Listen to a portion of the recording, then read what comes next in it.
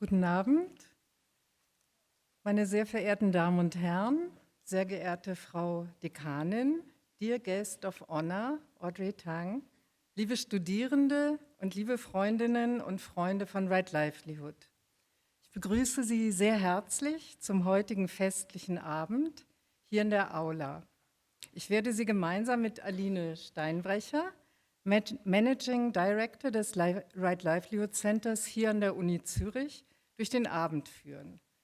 Mein Name ist Gesine Krüger und ich bin Professorin für außereuropäische Geschichte und Mitglied des Schweizer Stiftungsrates von Right Livelihood.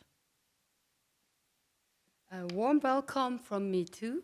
I'm delighted that our 18th lecture can take place today, one of the many activities organized by our center, which has itself the goal of bringing together the public, the university, and the Right Livelihood laureates. If you are interested in our activities, such as the lecture series Sustainability Now, please sign up the lists provided. Here, too, you will regularly meet laureates, next then in spring term. But first, let us listen to the Dean's welcome address. Katarina Mikhailova is Dean of the Faculty of Arts and Social Sciences and Professor of Political Economy and Development. And she's a great friend and supporter of Right Livelihood Center. We are very grateful for this. Thank you so much for coming, and the floor is yours.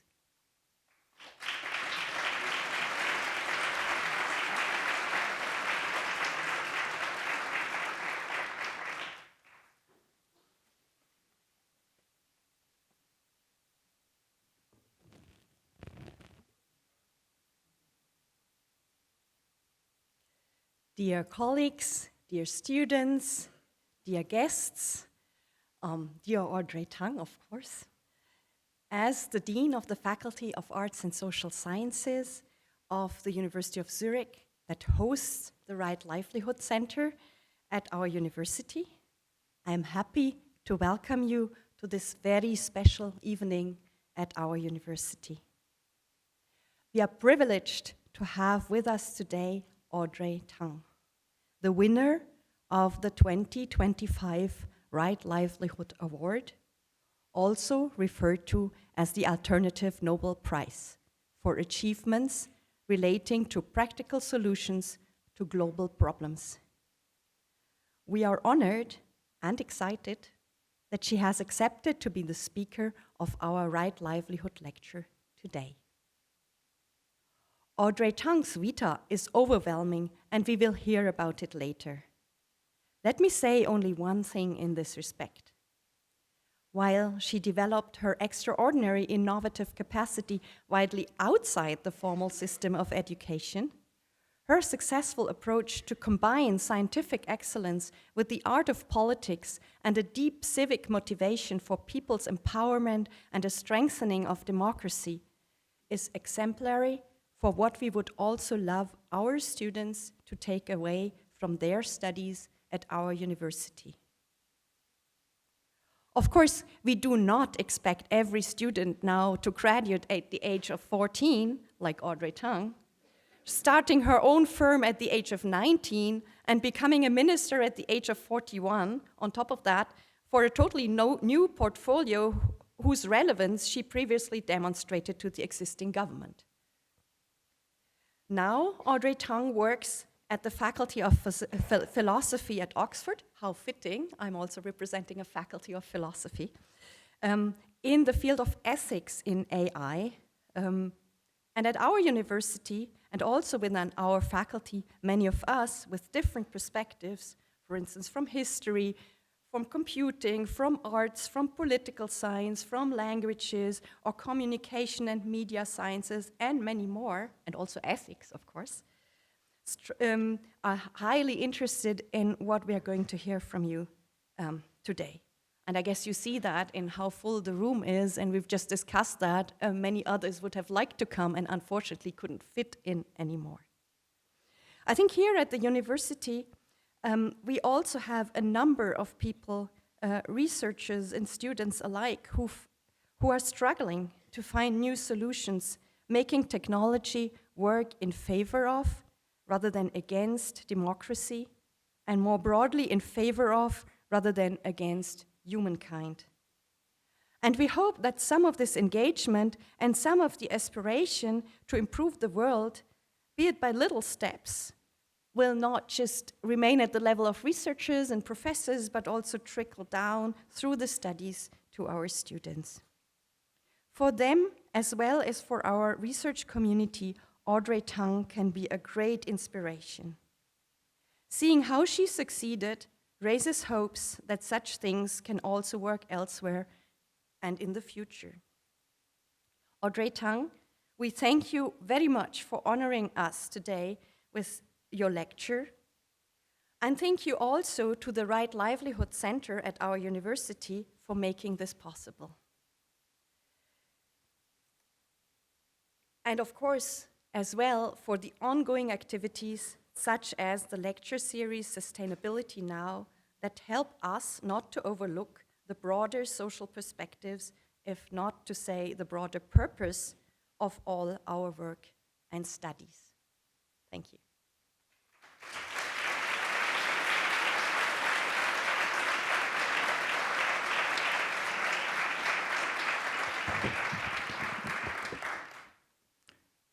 Vielen Dank, Katharina, für diese schönen Worte. Wir werden jetzt einen kurzen Film über alle 4 bzw. 5 Preisträgerinnen sehen und dann die Lecture von Audrey Tang hören. Nach dem Vortrag folgt ein Gespräch mit Adrienne Fichter, mehrfach preisgekrönte Tech-Journalistin der Republik, die Aline Ihnen vorstellen wird.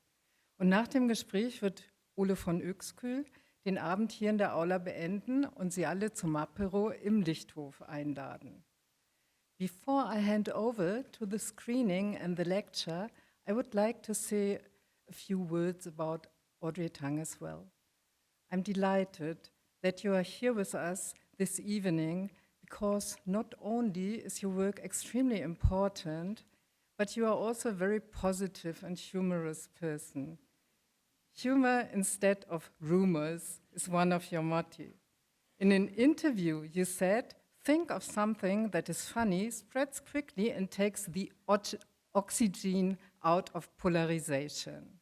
And I think in a world characterized by general fear, doomsday scenarios, and dystopias, humor has taken on enormous political significance. This also applies to the field of new technologies, which are often perceived only as threatening.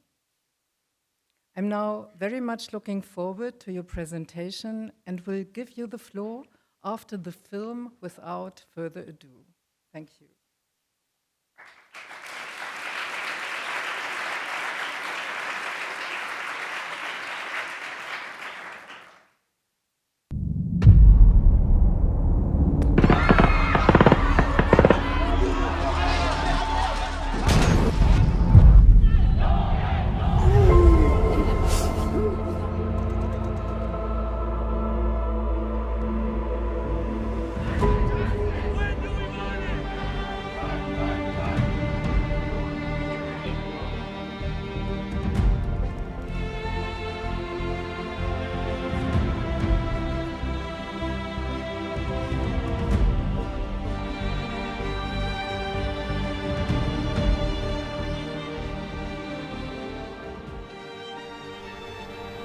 Courage is choosing to fight, even when all the odds are against you.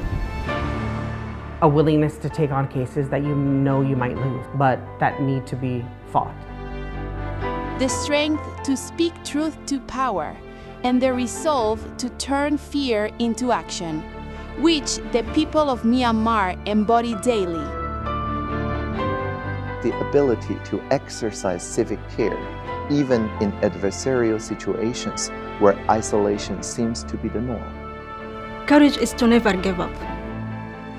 Choosing to stay with your community when it's easier to run away.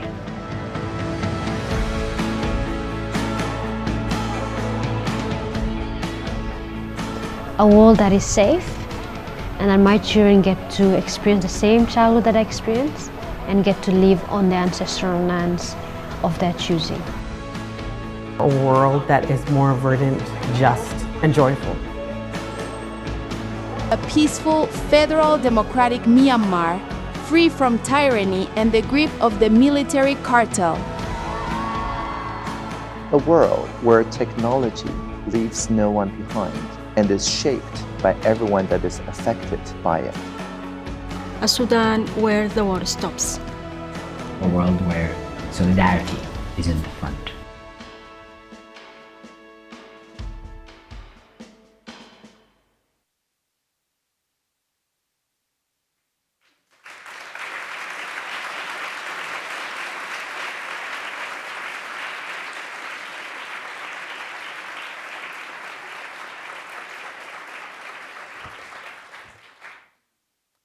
Good local time, Zurich.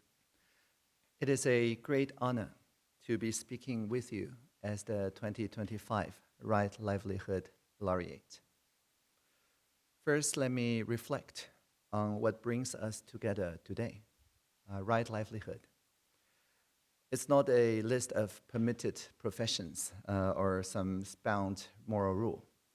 It is a dynamic practice, a way of engaging with the world, as we have seen in the short clip, that makes us working on the field bound by curiosity, by collaboration, and civic care.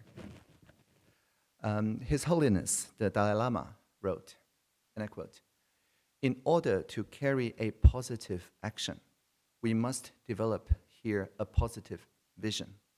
It is under the greatest adversity that there exists the greatest potential for doing good, both for oneself and the others." Now, we're arriving at an age in time of intense pressure.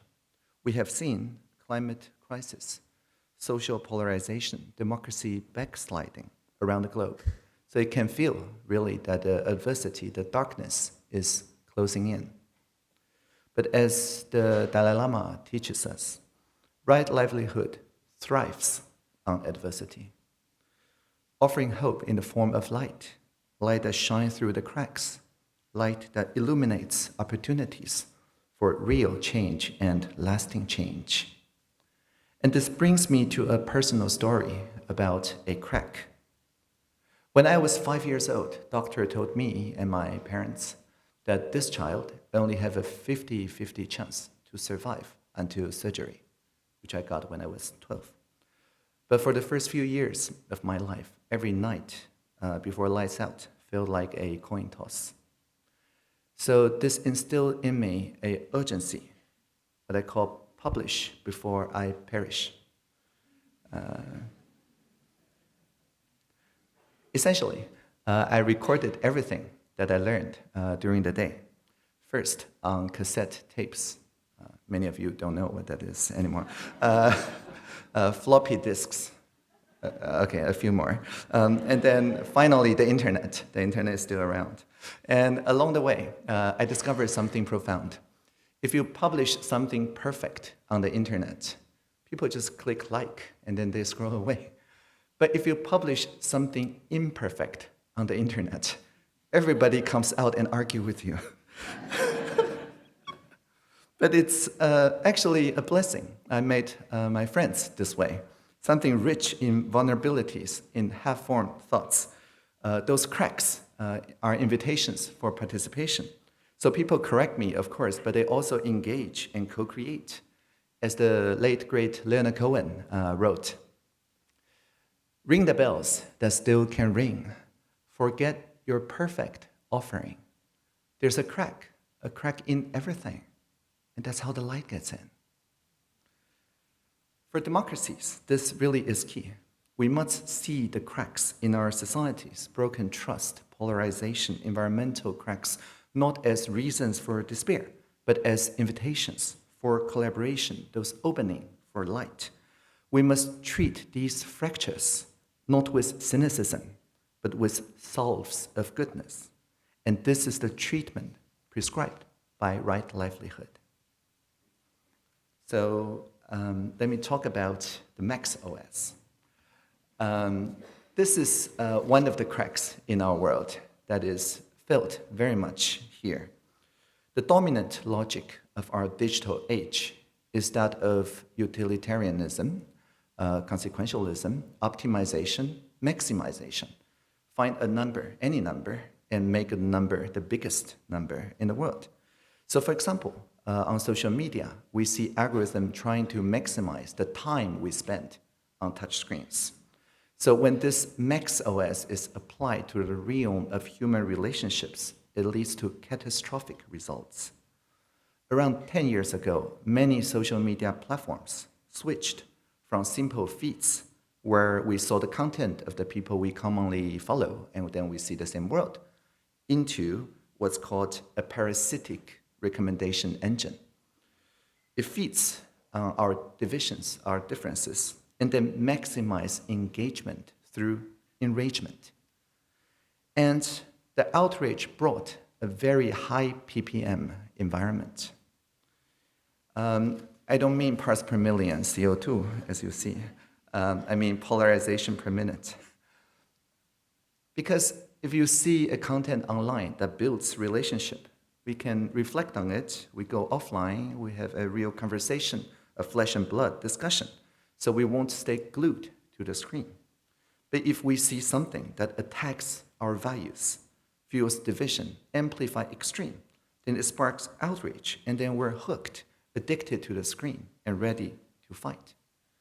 And that environment of very high ppm makes the authoritarianism very easy to exploit our differences. It used to be that we can take collective action against tyranny, against authoritarianism.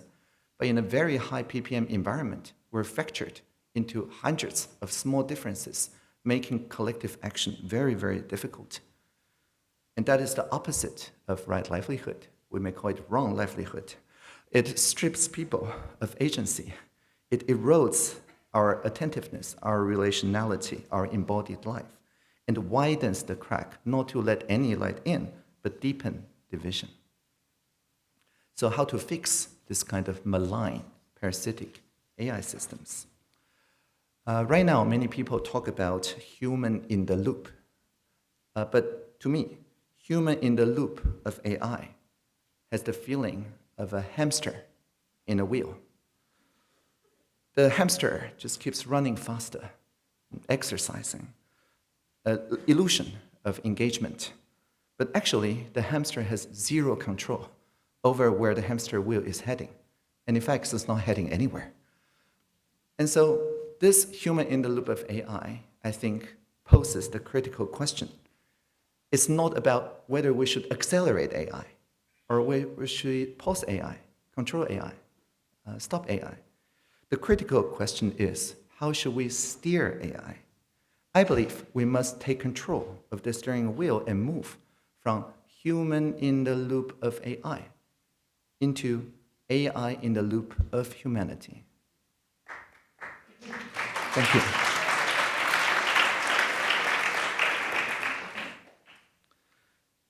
So in a nutshell, it means switching away from using AI as addictive intelligence to keep us doom scrolling and start using it as assistive intelligence designed to help us listen to one another. And this is right livelihood for the technological age, engaging responsibly with the tech ecosystem, discerning how our work shape the future minds, cultures, and institutions, and ensure technology supports, not erodes, human dignity. Now, in Taiwan, we have a very unique array of environmental, geopolitical, and social pressures to make us very good listeners and overcoming polarization, because we enjoy, for the past 12 years, the top in the world polarization attacks from foreign interference. We enjoy 2 million cyber attack attempts every day. Here you have to pay for penetration testing. In Taiwan, we get that for free. And so we adapted, and then we evolved into what I call a geothermal way of facing conflicts. As some of you know, Taiwan is the youngest tectonic island in the world, only 4 million years old.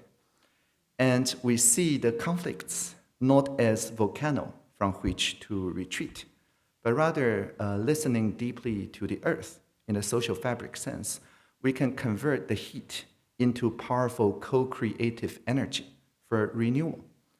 And so the anti-social corner of social media can be built into pro-social architecture.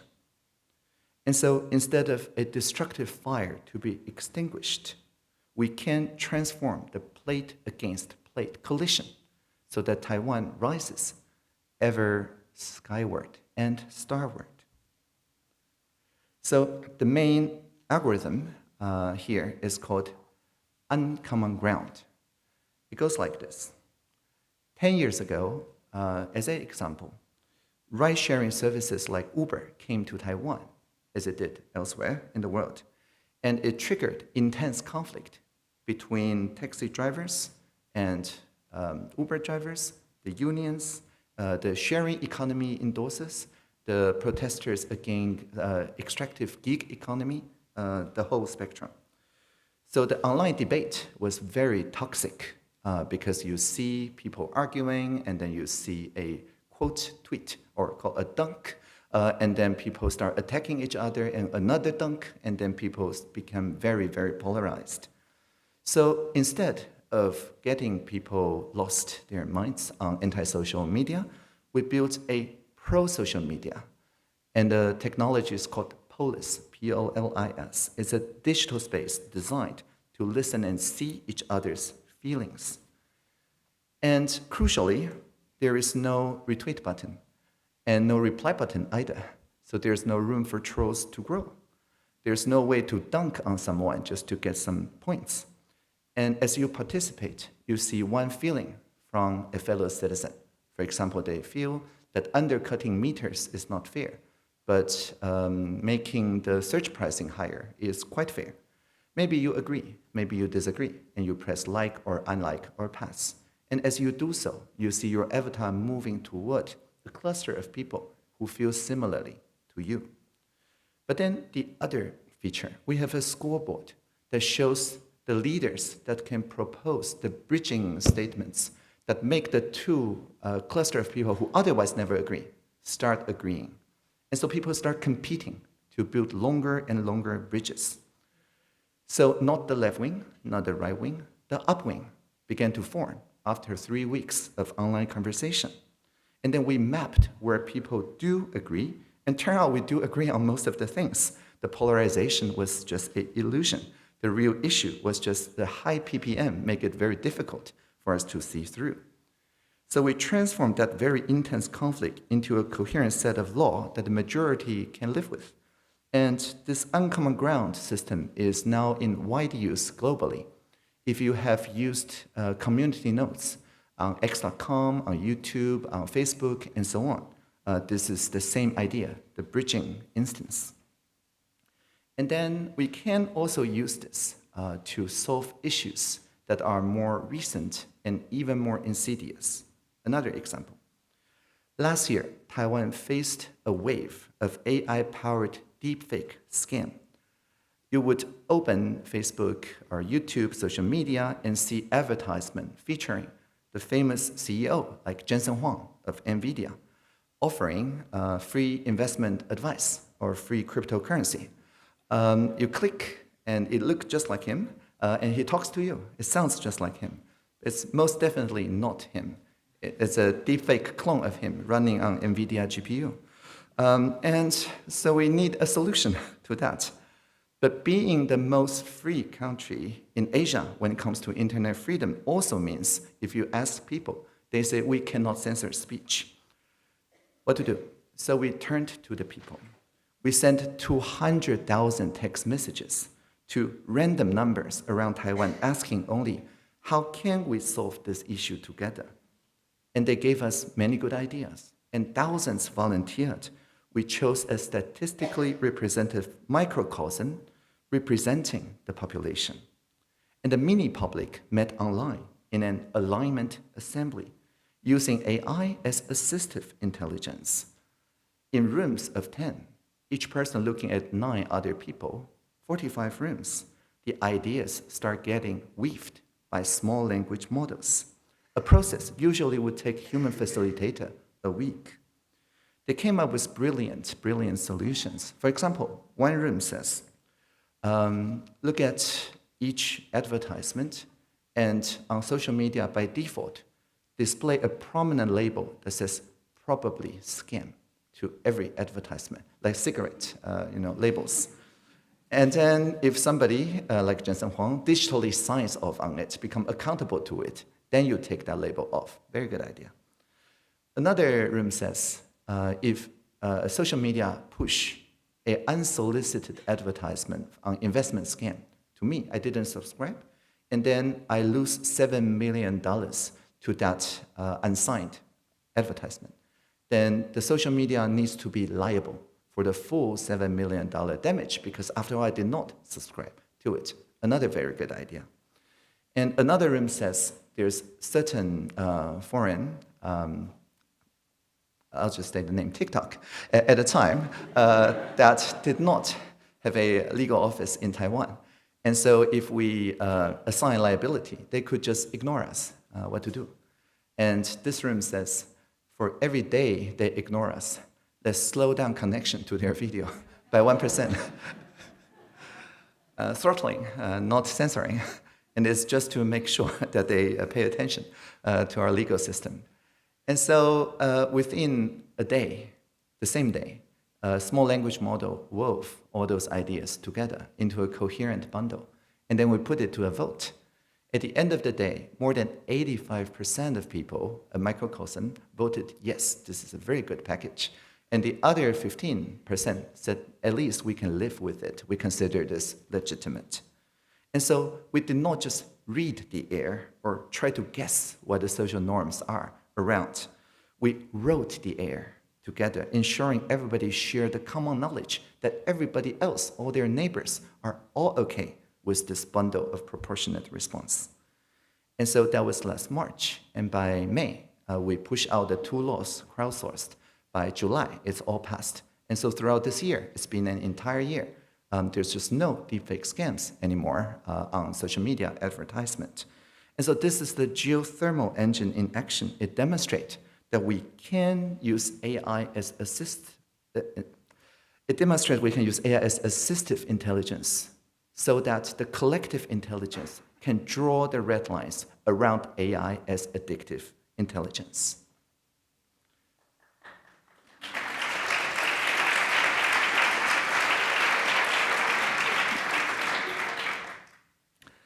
So for this vision to thrive, the system that I just described requires to be open and also locally governed.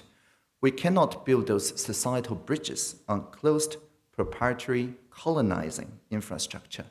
So we must resist digital colonialism. And this requires what I call freedom architecture. The current digital landscape, as many of you know, do not offer freedom of movement. We're like drivers on the information superhighway of social media with no off-ramp and on-ramp. So think about it. A highway with no off and on-ramp is a hamster wheel. Once you get on, there's no way to get off. Otherwise, you lose your relationships, your connections, your communities. So we need protocols of off-ramp and on-ramp for freedom of movement. Think about how you keep your phone number when you switch from one telecom provider to the other. This is called number portability. We need the same for our digital lives, with social media, with AI, with all the platforms. Now, policy is catching up. Europe is leading the way. The Data Act gives us data portability. Digital Markets Act promotes interoperability for instant messaging. And so this spirit enables us to exit a platform with some of our data. But when the exit is real and includes like the social graph, then the platform must compete on care, not on capture. So I encourage those of you who work in engineering, in law, to think in terms of fundamental freedoms of movement, of association, and all the human rights on the digital space. And so this process of rejuvenation in Taiwan begins because we, in 2019, changed our curriculum And so all of those ideas came from the citizenry, and many of them starting in schools, even before they turn 18.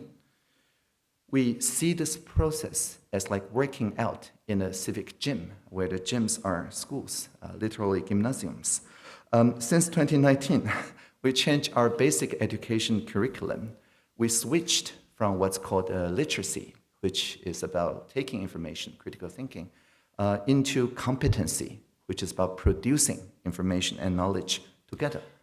Because the top-down journalistic fact-checking does not really inoculate people against a high PPM.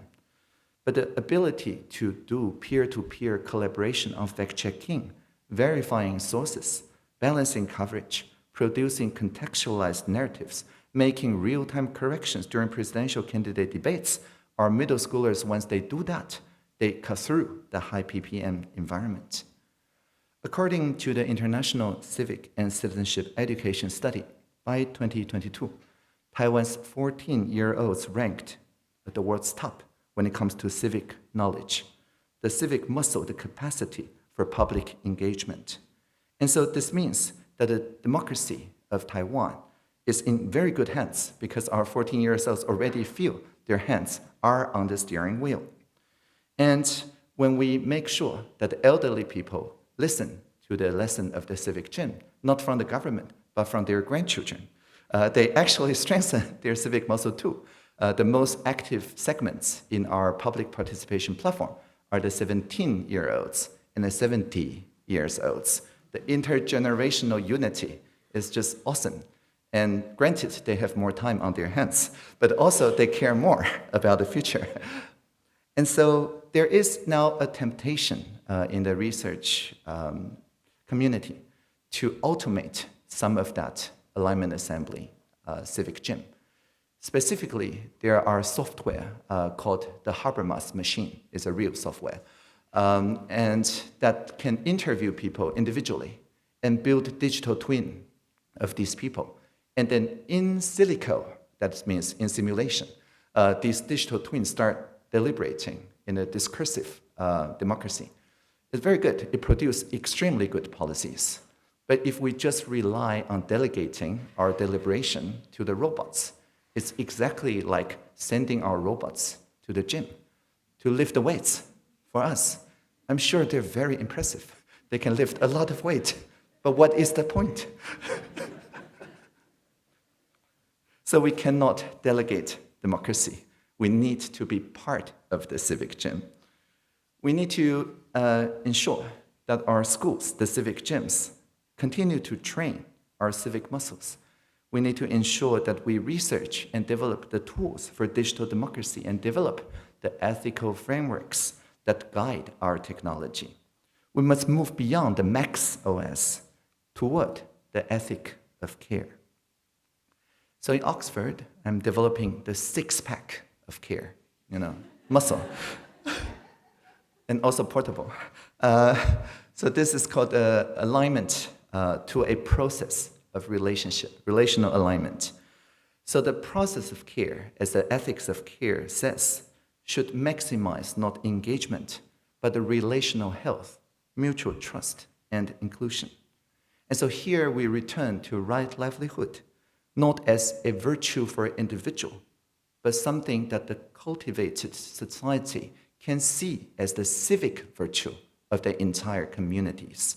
This is why I call techno-communitarianism, technology to foster the ability for communities to integrate their own interpretation of ethics and contemplative practice through policy that protect human and ecological well-being, and this is aligned with many wisdom traditions, those institutions that nourish compassion and engagement. And so I think the future is rooted in this attentiveness, this care, this presence, where right livelihood emerge from a symbiogenesis of communities with other communities. We can build the local AI systems that take the local community norm, for example, one around climate justice for specific communities. And another community can train an AI system to attend to the biblical creation care And we have worked to build social translation systems so that the machine can talk to this group of people and showing that that group of people is also doing God's work. And this is an amplification for the broad listening technique that have shown its practice and effectiveness in Taiwan. Now, many people are looking for super intelligence to be built in some lab somewhere. But I think the future of intelligence is not a machine waiting to be invented. It is us, our augmented collective intelligence. It is our capacity to coordinate with care. We, the people, are the true superintelligence. And remember, positive vision brings positive action. In the greatest adversity lies the greatest potential for doing good, both for oneself and the others. So the adversity is here, and so is our capacity to care. AI must not divide us with outrage. It must connect us through uncommon ground. And so in closing, I offer a poem, a prayer, a vision for us working together. When I first became Taiwan's digital minister in 2016, I noted that in Taiwanese Mandarin, 数位 means both digital and plural. So I wrote my own job description that remains my mantra to this day. It goes like this. When we see Internet of Things, let's make it an Internet of beings. When we see virtual reality, let's make it a shared reality. When we see machine learning, let's make it collaborative learning. When we see user experience, let's make it about human experience. And whenever we hear that a singularity is near, let's always remember the plurality is here. Thank you so much. Thank you.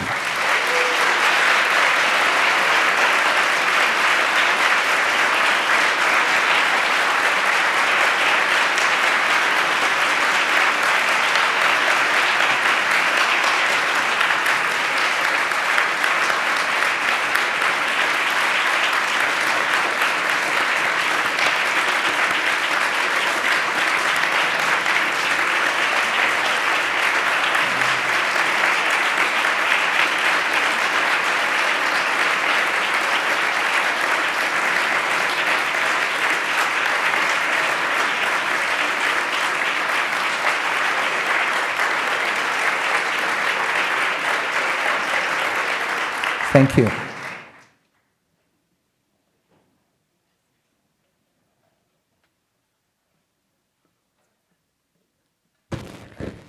After a fantastic speech by Audrey, we all now looking forward to learning more about Audrey's mind-changing work. I would like now to give the floor to Adrienne Fichter from the Republic. Even so, I don't need to introduce Adrienne to the most of you. I would like to emphasize that the political scientist was honored as Swiss Investigative Journalist of the Year 2020, 2021, and 24. She's also the co-founder and community manager of the web startup Pol.is, which also won several awards. In 2020, she published the book Das Netz ist politisch, The Internet is Political, Part 1. We cannot imagine anyone better suited to conduct the interview with Audrey. Welcome, Adrienne, and thank you so much for being here tonight.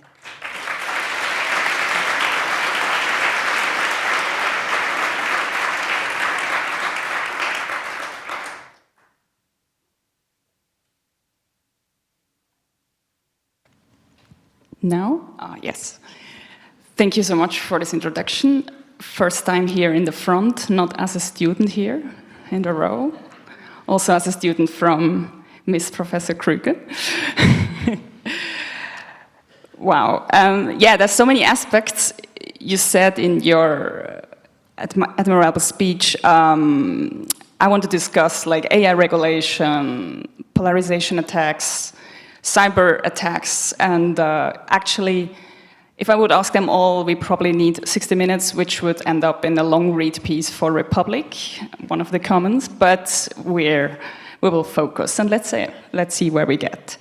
But let's first start with also a personal note about the first time I heard about Taiwan and the tool police. That was in 2017. It was really one of my defining, eye-opening moments in my career as a tech journalist when I heard about Pol.is and also the movement Gov0 and everything what Taiwan is doing. And then I realized, wow, so digitalization of democracy can be a good thing.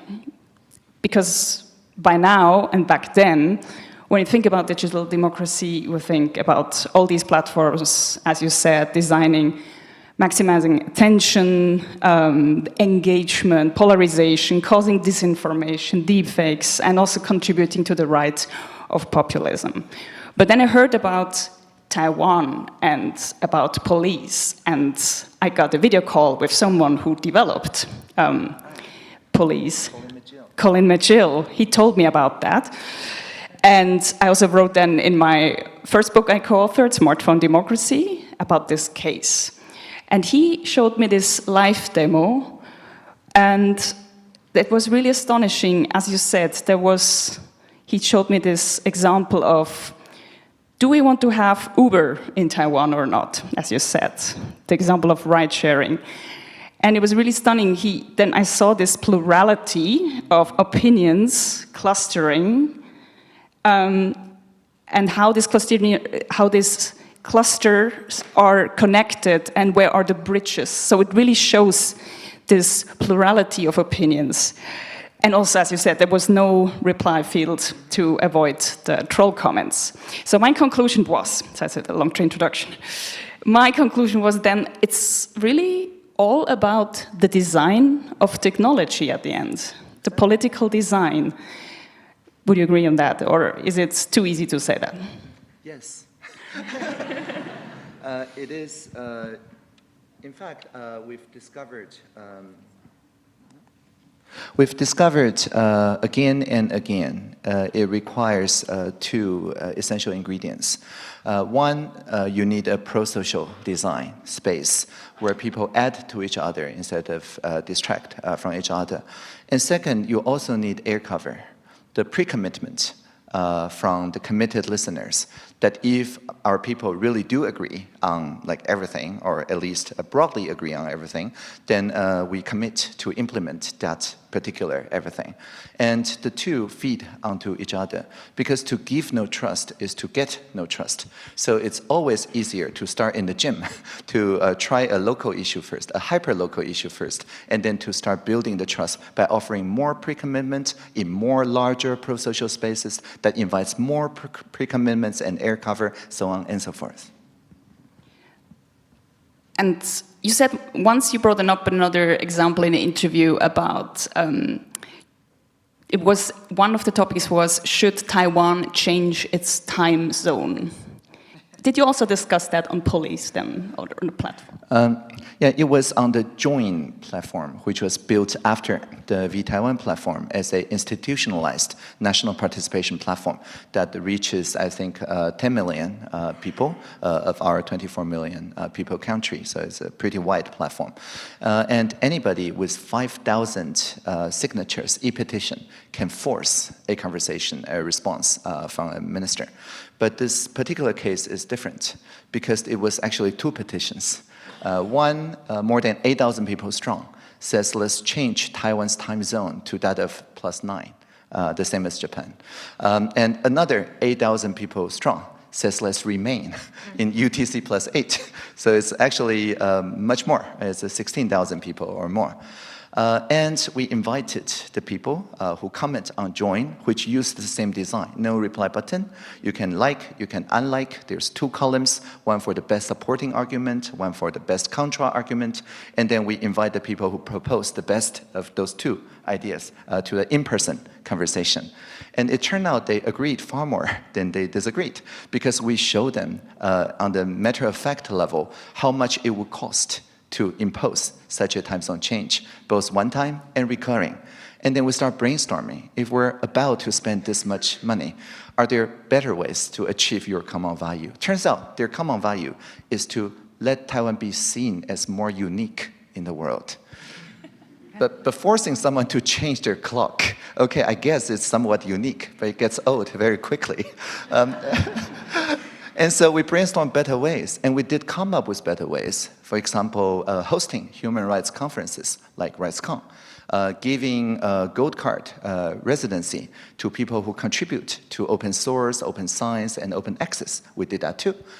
We advertised the way that we built our major equality by using uncommon ground so that the individual wed as individual, but their family don't form kinship. And we made sure the world learns about that first in Asia and so on. So we ended up saving taxpayer money, but achieving the Let Taiwan to be seen, which is a more common, uncommon ground for both sides.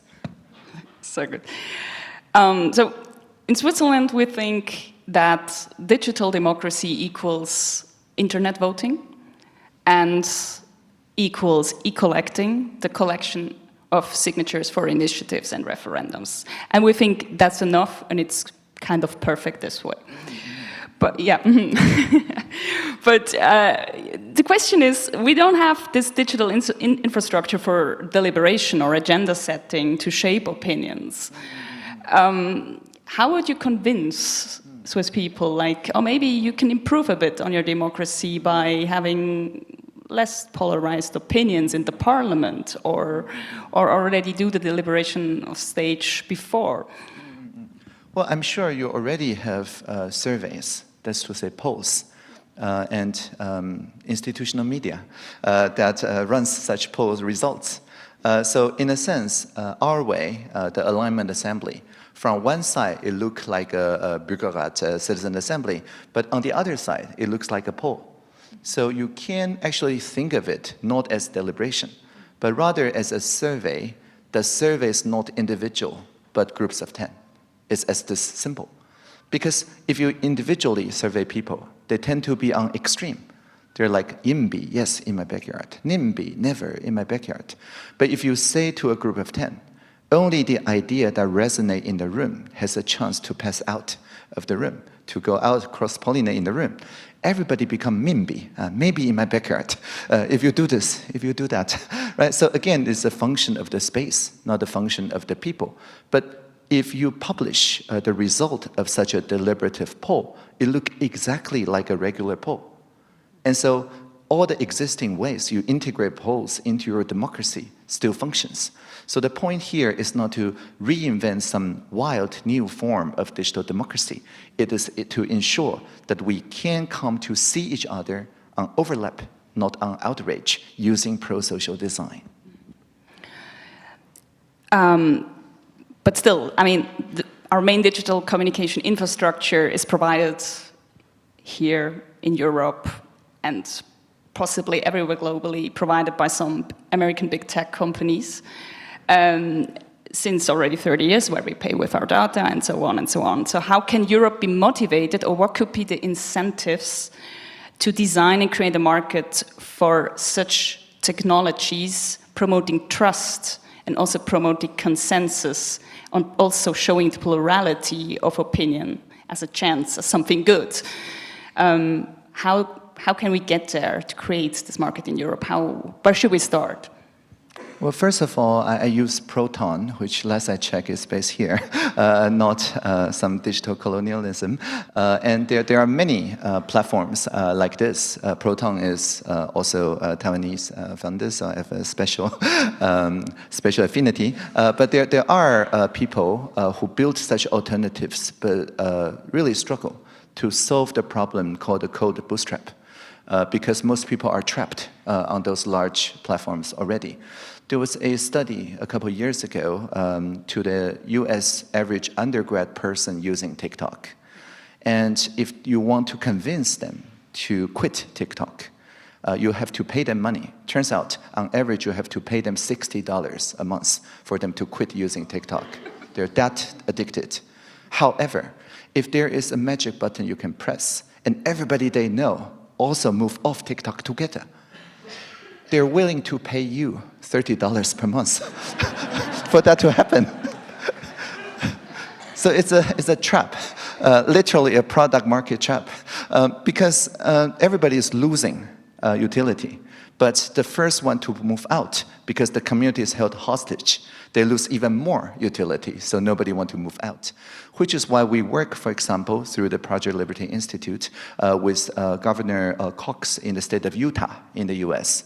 They passed this year the Digital Choices Act, starting next July if you're a Utah citizen, and you migrate from TikTok to, say, Blue Sky or Truth Social, both are open source. The old network is required to forward new like, new reaction, new follower to the new network, just like network portability of telecom numbers.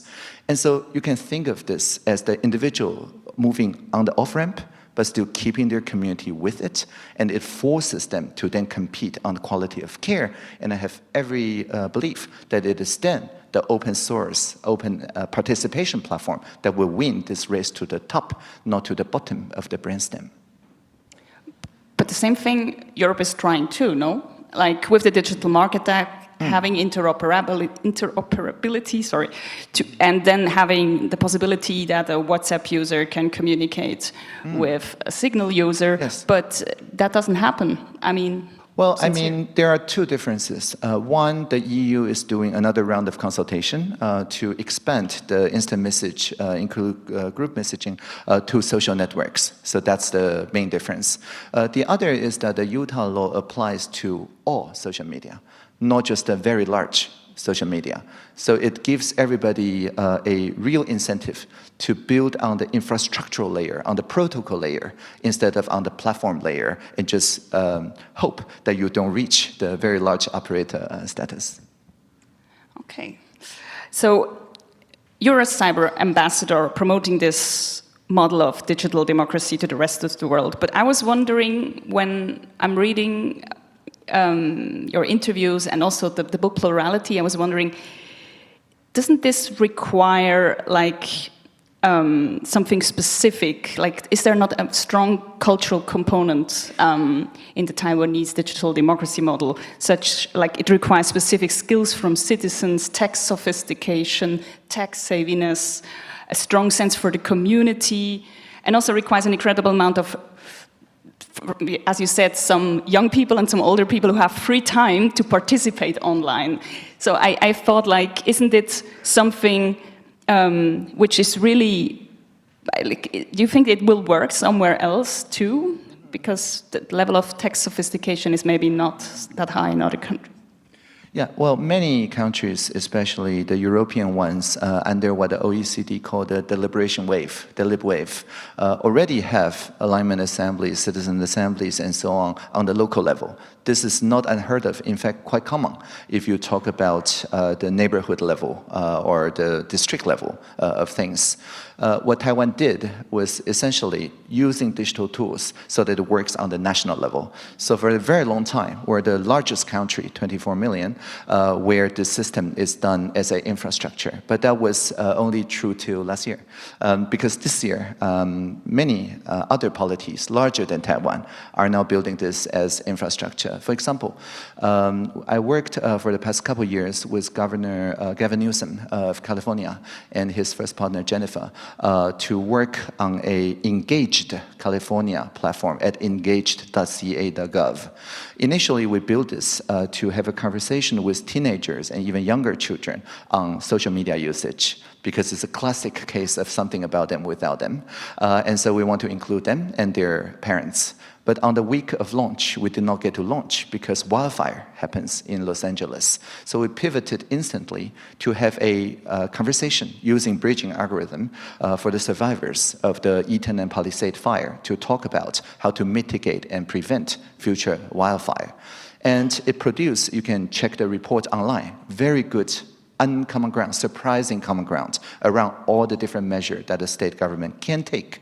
And encouraged by this experience, they're now writing it into law so that it become a state-level infrastructure, and they're consulting also the internal state employee so that they can suggest better ways to use AI in their line of work. So it's like a government efficiency, like Doge, but bottom-up, not top-down. The better one. So this is going to be now performed, executed in California right now. Yes, and we also have Japan joining the ranks. It used to be in the Tokyo metropolitan area. I've worked for many years now with Governor Koike-san to run the Governor's Cup Hackathon, which is modeled after the Taiwanese presidential hackathon. And one of the very young people reading the plurality book, Takahiro Ano-san, 33-year-old at the time, last year, a sci-fi writer, AI engineer, decide, after reading the book, to run for governor, to put this platform into work. But he did not have a platform for the election. And so he crowdsourced his platform, saying anybody hashtagging Tokyo AI can be part of Ano's platform. And so he used exactly the same tools, Pol.is, Talk to the City, and so on. And 1 month before the governor election, he launched it, and by the election day, independently, the think tank ranked his crowdsourced platform the best, even better than Koike's. But of course, Koike won the re-election, but Ano-san, got more than 1% of votes. And then Koike-san invited him to do the Tokyo City consultation for Tokyo 2050. And then he formed a new party, the Team Mirai Future Party. And with 2.5% of write-in votes for his new party. He is now a House of Councilor member, a senator in the Japanese Diet, and putting this digital democracy again at the national infrastructure level. So Japan and California, last I checked, are both much larger than Taiwan. So we're no longer the largest polity with digital participation infrastructure. Okay. So, but I still have some doubts about like this willingness of being permanently involved, like discussing this deep level online on a permanent level, like from the young people, for example. So, I mean, it's hard to imagine that the AI assemblies you mentioned, that would be something very interesting also here, because we start to do the AI regulation process, policy process as well.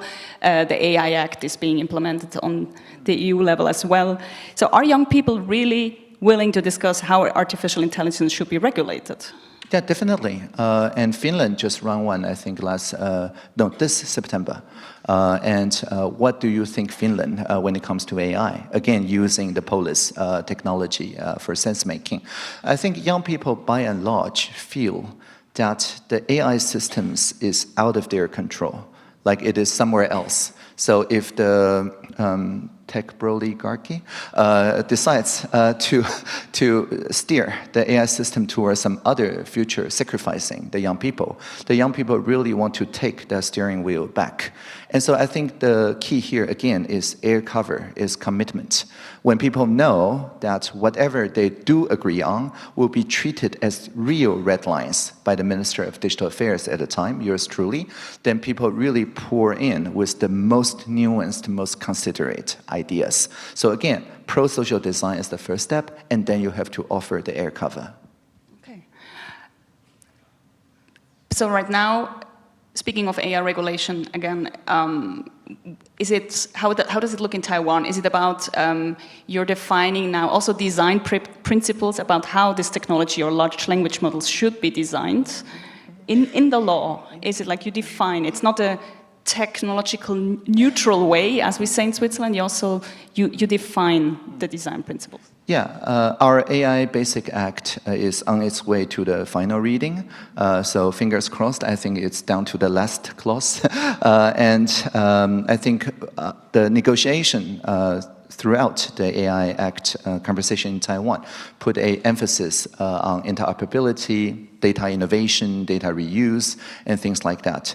I think because Taiwanese people really do like this vision of personal computing, because we made many of those PC compatibles back in the 80s.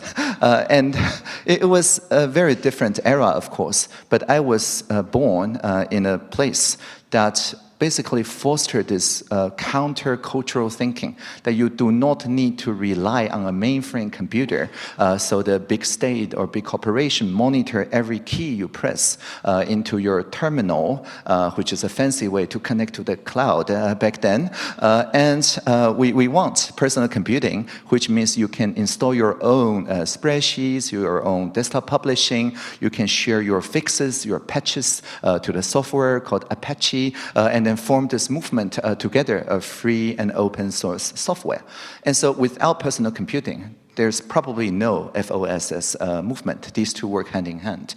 And so nowadays, we're already looking at energy-efficient small language model, such as the ones that Taiwan National Development Fund invests in. We invest in more than 100 such models, some of them so energy efficient that it's not using the transformer architecture. It uses a retention network, power retention, and so on, so that it can run on your Swiss watch. It uses a constant memory, but it's still top of the world when it comes to performance on inference. But this is not a tech seminar, so I will stop here. But this is a topic that I'm deeply compassionate and passionate in. In another interview, we're going to catch there up. You told me in a preparation talk, like, when I thought about what can we learn in Switzerland, you told me, like, okay, you have the half direct democracy, but you also have sometimes on public votes slight majorities of 51% or like 49% no. That would be not enough in Taiwan. You really aim for having 80%, like also for the AI regulation law you're gonna, which is gonna pass these days. It should be at the end a minimum of 80%. Yeah, people can live with it, which is much easier to achieve than complete consensus, which only ensure that the people with the most time wins, because it's endless negotiation. but if you only ask, can you live with it, you can very quickly get a snapshot, like a group selfie. And then you pass it. And of course, there's some unintended consequences, but that's fine. You just take another group selfie. and then if you take group selfie quick enough, it becomes a selfie movie. And so that is how the people see themselves reflected, because there's nothing that's more powerful than your few words written on Pol.is, on joint platform, and the next week become policy. It is actually very much empowering for people younger than 18 to see their names on the credit list for national level debates and policy making and so on. And then they put much more time into the steering wheel, not the hamster wheel. Very good. Let's talk about some challenges you're facing of the friendly neighbor. Yeah, free pen testing. You don't get that anywhere else. Yeah, well, save money there. You told me you don't like the word disinformation campaigns. You prefer this polarisation attacks, which is something Switzerland and Europe and every country else is facing too, like being constantly in this hybrid war all the time. How can we achieve this digital resilience towards deepfake and disinformation? I will use it now, and polarization as well, because we also have some neighbors, maybe not that close, but some friendly ones. Okay, they're widening their free service now. Yes. It's also for free, they're campaigning. I mean, it's because of language models. It used to be that you have to speak the target language to successfully mount an attack. But now malicious AI swarm speak that language so well. Even the memes, that's to say pictures, can be translated perfectly into any target culture. So it does widen the aperture for the polarization and disinformation attacks. In Taiwan, we basically invite these as topic for conversation, social objects. We pre-bunk instead of debunk messages. Debunking is after the fact, and it's bound to polarize some people if you debunk. And you created a deepfake first of yourself? Yes, I deepfaked myself. To show what deepfakes are. Yes. So around 3 years ago, an actor played me in a deepfake. And it was kind of a fake deepfake because it took a lot of computation actually to calculate that. But we say that in the future, this will take not 12 hours, but 12 seconds to deepfake me completely. And maybe 12 milliseconds, in which case you cannot tell whether somebody having a video conference with you is human or not. And we say to the people, this is coming, and the deepfake Audrey Tang says, shift from the content level, where you basically assume anything can be synthetic, to the behavior level and the actor level, to ensure there's digital signature, to look for behavioral patterns, for example, disclosing where this message is coming from. We embrace the idea of meronymity, or partial anonymity. So it's not everybody signed their name on their message, which is very bad for whistleblowers, doxing them, but it's also not complete anonymity, because our constitution never offered freedom of expression and amplification for foreign robots. And so at least you need to disclose that you are a human and the region where you connect from. And so all these meronymity, all this selective disclosure, so you can prove that ich bin ein Berliner without revealing your street address in Berlin, for example. All these are fundamental infrastructures that taken together offer a very strong pre-bunking infrastructure instead of debunking. And how fast should be this pre-bunking, or when you or debunking when you see there's something coming up? I saw something within 2 hours. That's Taiwan reaction time. We upgrade that to 1 hour. Wow. Yeah. So we have this 2-2-2 principle. Whenever the citizens, through the collaborative fact-checking grassroots network COFAX, detect that there is a viral polarization or disinformation attack, then within 2 hours, we need to roll out 2 minutes of video or 2 pictures of 200 characters or less each that is funnier than the disinformation. It's called humor over rumor. Because if it's funny, it travels faster than outrage. And if you roll it out within the 2 hours, you can do a tenet move and pretend you're doing pre-bunking. Because for most people, this pincer attack means that they see the polarization after they see the humor. Right? So for them, it's pre-bunking, subjectively speaking.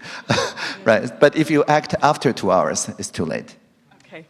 And you said you force those platforms like Facebook and YouTube to collaborate on this selective disclosure and in the fight against scam and fraud and everything. And if they don't, the sanction is slowing down to their slowly services. slow down their connections. And they cooperate. Of course. Have you said that to the EU Commission, for example?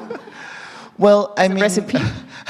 I mean, radical interoperability and throttling is not stifling innovation, last I checked. It is not censorship of content, last I checked. Last I checked, the state of Utah is conservative, last I checked. And so this is not something that is progressive versus conservative, not something liberal versus the right. This is something about our fundamental freedom to move across services. So the best service gets our business. I think this is a very strong argument, and I have not heard from any MP here in MEPs to say that, oh, I'm pro-fraud, so I don't want this kind of measure, right? So I think the anti-fraud angle is definitely the uncommon ground, the surprising common ground that can unite the left wing and the right wing into the upper wing. Okay, so it's a way to enforce also legal framework. Speaking of frameworks, in the EU, there's this shift in the public discourse on the narrative about regulation. Like, regulation is hampering innovation. So we need to get back our digital sovereignty. We need to build our tech companies. We need to invest in our tech companies. We need to have less rules. Do you think, like when I hear what you're saying, it's actually not this way, because it's all about protocols and standards. I think I pre-bunked that question. You pre-bunked that, actually, yeah, so can take this off. So frameworks like GDPR, Digital Services Act, Digital Market Act, are they obstacles on our digital sovereignty? I think the difference between a guardrail that stifles innovation and a protocol that fosters healthy competition and innovation is that the protocol must always come with not just a guardrail against something, but a guide rail, an alternative. as we are the Nobel for alternatives, I heard, the Right Livelihood Award. The idea is to come up with something on a small scale that actually works. So, for example, I'm working with a team to build this pro-social ranking algorithm that can bridge Truth Social and Blue Sky together. The example I use on stage is called Green Earth. Because blue sky, green earth. Right. And green earth uses language models, so you can tell it, I prefer biblical creation care, or I prefer climate justice framework, and so on. And then it figure out the connective tissue for the ranking system to be maximally bridging. And once we have that good alternative running on blue sky, actually it pressure X and other social media companies, because if they don't adapt and the policymaker understand there are viable alternatives, then they can set the floor at those alternatives, making it impossible for the big tech not to adopt such open source initiatives. So it's like forking the platforms into protocols and then forcing them to merge back. And you have this conversation with Blue Sky now to enforce this interoperability. Well, Blue Sky was designed around decentralized. It's the AT protocol, right? So the AT protocol can federate with the Fediverse, with Nostr, Farcaster, Lens. I'm missing a few, but it's all the big interoperable web. Mm-hmm. And the lesson here is not that we need a Euro champion that replace those colonizers, but rather we need a Euro stack that is decentralized and democratic, and so that we can defend democracy by saying, once you're in Europe, you need to be like utilities, at least offering off-ramp and on-ramp. Okay, so if the pressure from the EU Commission is not working, then at least you contributed then to this openness and plurality of technologies. Exactly. The very last question. In the book Plurality, you criticized how Western democracies have failed in the past to provide digital services. And I was immediately thinking of the pandemic, how European countries or the US and other countries have managed the COVID-19 monitoring by sometimes the fax machine, using the fax machine. What were you thinking when you heard that? And what should be the core infrastructure from a modern government to be prepared for the next pandemic? Well, for Taiwan, COVID-19 was the second pandemic. We were hit by SARS the most, suffered the most of all countries when SARS happened. And when SARS happened, our health card was literally a piece of paper with 6 boxes on it, so you can stamp the date you enter a clinic. So it's worse than the fax machine, speaking from first-hand experience. And it really is the case in Taiwan that because of the SARS experience, it propelled us to adopt the Central Epidemic Command Center and the digitalization of our public health system, and investing in contact tracing, vaccination, mask rationing, and so on and so forth. And so I believe that in Taiwan, we've had years of citizen assemblies and also online Pol.is conversations about exactly the boundary to draw between, say, public health and privacy. And we did that before the community spread in Taiwan. So when the community spread did come in Taiwan, we know exactly what to do. The civic activists invented a zero knowledge, meaning it doesn't learn anything. When you check in a venue using a SMS QR code, the venue owner learns nothing about you, not even your phone number. Your telecom only learn a random number. They don't know which venue it corresponds to. The state learns nothing after 14 days where it's erased. But it does let us recursively notify people when they were in places that had community spread, and it's entirely voluntary. However, it served us very well until the first wave of Omicron. So I think it is in these non-crucial times, in these more chronic times, that you have this national conversation, maybe with some alignment assemblies, around these very important boundaries, the red lines to draw.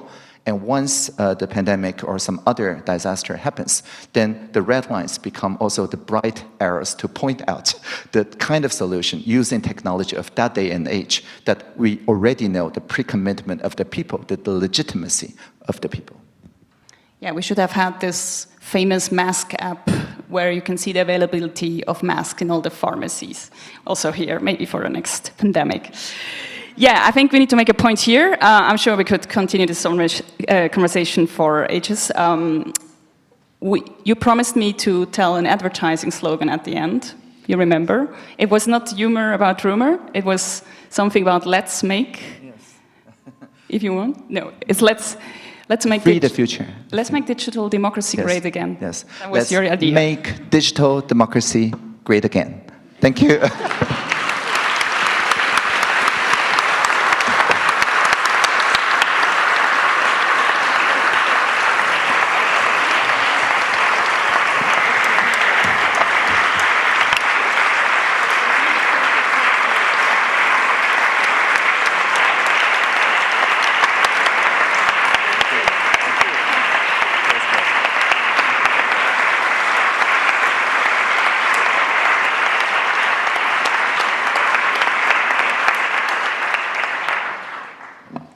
Ja, vielen Dank für dieses wirklich inspirierende Gespräch. Und ich glaube, wir haben in den letzten 18 Jahren noch nie so viel gelacht bei einer Right Livelihood Lecture. Auch dafür vielen, vielen Dank.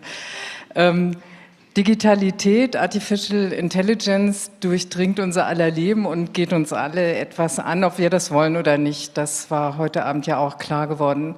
Es ist daher so wichtig, dass Menschen wie Audrey Wege weisen, wie wir Digitalität benutzen können im Sinne von Demokratie und Partizipation. Dafür muss man nicht alles ganz genau verstehen, aber doch Stimme und Gehör fordern. Digitalität muss Thema in allen universitären Disziplinen sein, jedoch nicht einfach als Allheilmittel, sondern auch als Gegenstand kritischer Analyse. Mir ist übrigens eingefallen, dass mein allererstes Universitätsseminar, das ich als Assistentin unterrichtet habe, hieß Die Grenzen künstlicher Intelligenz. Das war in den 90er Jahren. I would now like to hand over to Ole von Uexküll, Executive Director of the Right Livelihood Foundation in Stockholm for more than 15 years now. He has a background in environmental science and European studies, and he is a traveler between languages, countries and worlds, always on the move and yet always very present. There are reasons to despair about the state of the world, and Ole also speaks of massive crises. But if anyone seeks reasons for hope and optimism everywhere at the same time, it is him. Thank you, Ole, for joining our celebration tonight.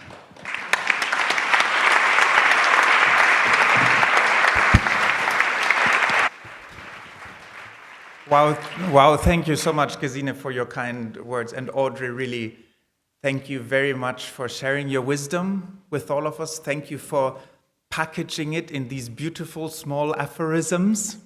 I think for me it was probably the highest APM lecture that I've heard in the last years, the highest aphorisms per minute in a lecture. And I've been noting down some of them. Let me just share as a bit of a mosaic of what we heard tonight, that we were encouraged to take back the steering wheel so that we don't end up in the hamster wheel. We learned that we should view AI not as addictive intelligence, but as assistive intelligence. You encouraged us to compete on care rather than competing on capture. And you spoke about a future rooted in attentiveness, care, and presence. Last but not least, you teach us that in order to get trust, we must give trust. Such important lessons to take with us. For us, having been with you for 5 days now, starting in Stockholm with our award presentation, with even more people than here just 2 days ago, with countless media interviews, with meetings with politicians, with the amazing meetings, as you can imagine, in the group of laureates. You saw the videos of all of them. This is also the end of the 2025 award week. But as we always say at Right Livelihood, these days of the award presentation are the few days in the year when we celebrate, and after that we get to work. And we really look forward to working with you, working with the new 2025 laureates when it comes to building connections, in the whole now network of 200 laureates around the world when it comes to building connections with universities. We're very proud to be working with Zurich universities, but we have dozens of university partners also around the world. And to lend support to the laureates who need support and be in solidarity side by side with you in your important transformative struggles.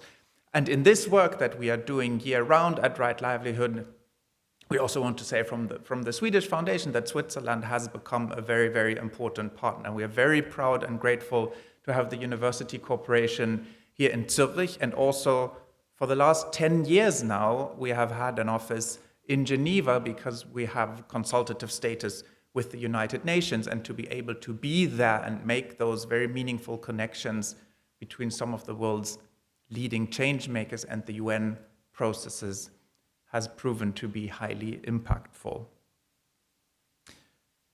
So what remains for me to do is just to say thank you. Thank you, Audrey, for teaching us that we, the people, are the real superintelligence.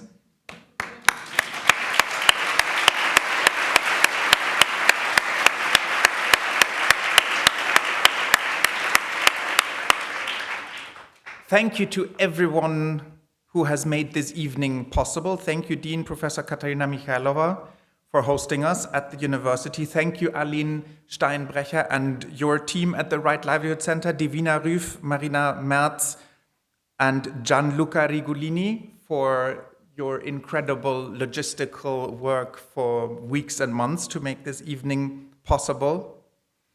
A big thank you to our cooperation partners. Thank you, former Futura, Larissa Jäger and Antoinette Hunziger and your teams. Thank you for the Republik, Adrienne, for the amazing conversation, Daniel Binswanger and your team. Thank you, everyone who's been working to make this such a great evening.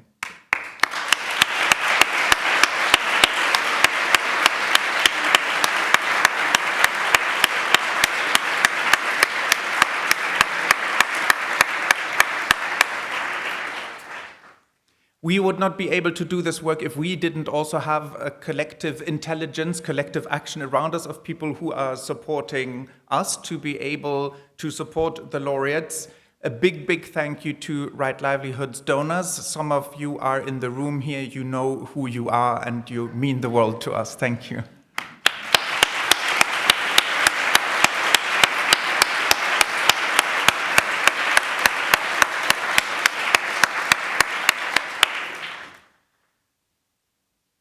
And the biggest thank you goes to the superintelligence in the room. Thank you for all of you to have come, to have listened. I'm sure this generated lots of ideas and thoughts within you that you are keen to discuss, to share with others. That is what's going to happen now, because we're inviting all of you to join us for an apéro down in the Lichthof and to continue the conversation that started here. Thank you very much, and we wish you a wonderful evening.